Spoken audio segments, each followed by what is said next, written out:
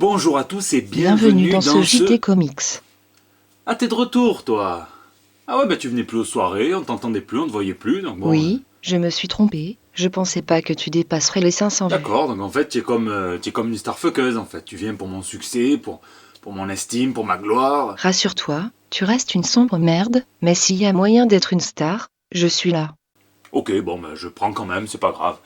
Donc tout de suite, c'est les news de la semaine. Bah,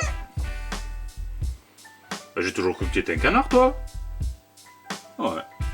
Ah non, je sais pourquoi il fait ça. Il est content parce que notre Elsa Charretier nationale vient d'être embauchée par DC Comics pour illustrer 4 épisodes de la série Starfire, donc sous la direction de Jimmy Palmiotti et d'Amanda Conner.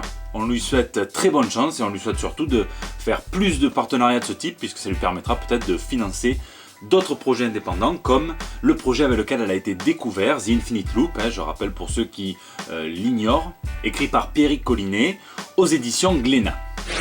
C'est les Solicitations donc pour mars 2016 chez DC Comics, chez Marvel Comics, et donc je vais faire le tour à peu près de ce qui m'a attiré l'attention. C'est pas exhaustif, sinon la vidéo durait à peu près 3h15, et on n'a pas le temps pour ça. Donc chez Marvel, c'est un mois plein de crossover, d'Alex Ross, de Jim Starlin et de féminité.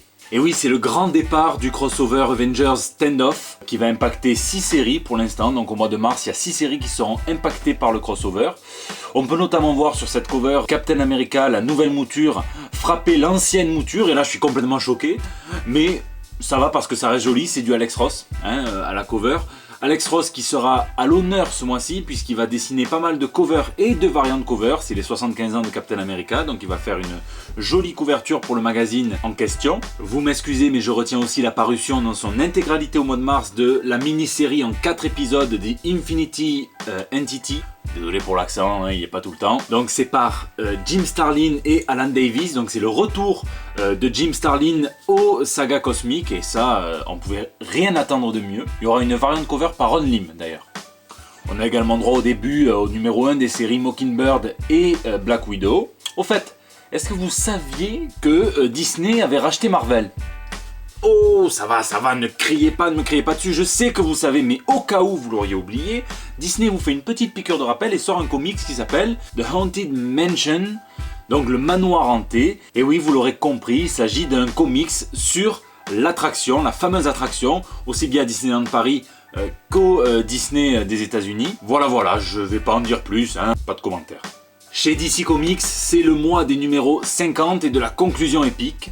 On a droit dans Batman numéro 50 à la fin de l'arc Super Heavy donc de Scott Snyder et de Greg Capullo. Dans Superman numéro 50, on a droit à une rencontre au sommet entre le Superman actuel et le Superman pré-Flashpoint. Et dans Aquaman numéro 50, on nous promet Aquawoman.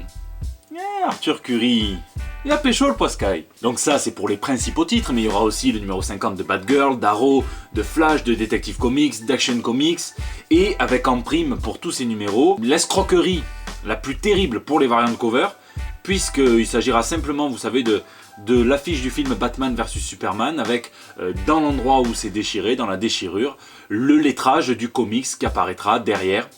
Voilà, bon, là aussi, pas de commentaires.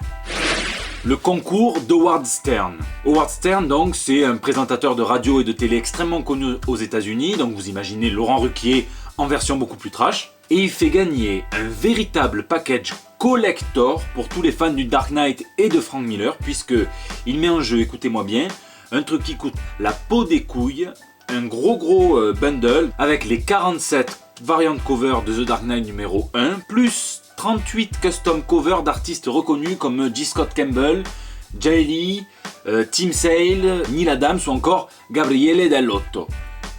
Donc vous imaginez même pas, à mon avis moi-même le mec qui va gagner ça, il va mourir d'une érection, ça moi je vous le dis. Bon, après je suis pas médecin, mais bon, j'imagine quoi. Au passage, je rappelle que selon les dernières estimations du distributeur Diamond Comics, le Dark Knight numéro 1 s'est écoulé à plus de 440 000 exemplaires. Et c'est quand même des chiffres qui sont écrasants. John Higgins à Marseille. Et pour mes amis marseillais et ceux du monde entier qui souhaiteraient venir découvrir notre beau soleil et un putain d'artiste comics, je vous annonce que le grand festival de BD marseillaise des Calanques et des Bulles accueillera John Higgins, donc le coloriste et dessinateur notamment pour DC. Il est célèbre pour son travail de coloriste sur Watchmen ou encore The Killing Joke, mais il a également dessiné sur des titres comme Swamp Thing ou Judge Dredd. C'est donc un invité de prestige à ne surtout pas louper si vous avez l'occasion de passer à Marseille sur le Vieux-Port les 16 et 17 avril prochains, vous serez les bienvenus et en plus on pourra aller boire un coup tous ensemble et là ça sera cool. Urban Comics fait sa preview.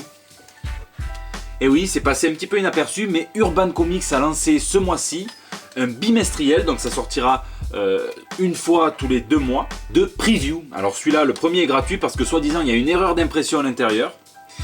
Je vous laisse la trouver parce que j'ai pas eu le temps, je l'ai récupéré hier. Donc vous voyez, c'est 440 pages de preview, c'est gratuit. Alors il est possible qu'après ça devienne payant, mais en tout cas vous avez tout ce qui sort aussi bien en indépendant que dans le mainstream chez Urban Comics, donc chez DC et chez les indépendants. Et je tiens à remercier Alex de la chaîne Moule à Gaufre et l'Antre du Snorgleux, donc la librairie de référence à Marseille, pour m'avoir tuyauté sur ce numéro, c'est grâce à eux que j'ai pu en avoir un. C'est tout pour ce JT, j'espère qu'il vous a plu. N'oubliez pas que vous pouvez me laisser vos petits messages sur les réseaux sociaux, sur Facebook, sur Twitter. Bon, moi je vous laisse, je vais écouter le dernier podcast des GG Comics, il a dû sortir à mon avis à l'heure où je tourne cette vidéo. Donc si vous avez l'occasion, n'hésitez pas.